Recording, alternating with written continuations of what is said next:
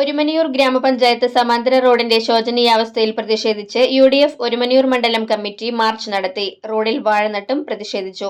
ഗ്രാമപഞ്ചായത്ത് പ്രതിപക്ഷ നേതാവ് KJ ചാക്കോ ഉദ്ഘാടനം ചെയ്തു. KV അബ്ദുൽ ഖാദർ അധ്യക്ഷത വഹിച്ചു.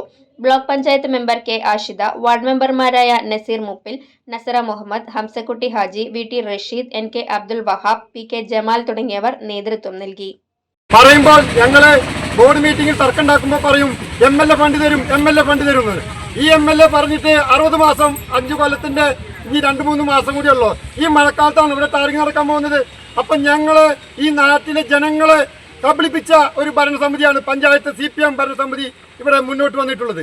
ഈ ഭരണസമിതി ഈ നിലയ്ക്കാണ് പോകുന്നതെങ്കിൽ ഈ റോഡ് മാത്രമല്ല UDF ഭരിക്കുന്ന വാർഡുകളിലേക്ക് ഒരു പൈസ പോലും തരാത്ത ഒരു പഞ്ചായത്ത് ഭരണസമിതിയായിട്ടാണ് മുന്നോട്ട് പോകുന്നത്.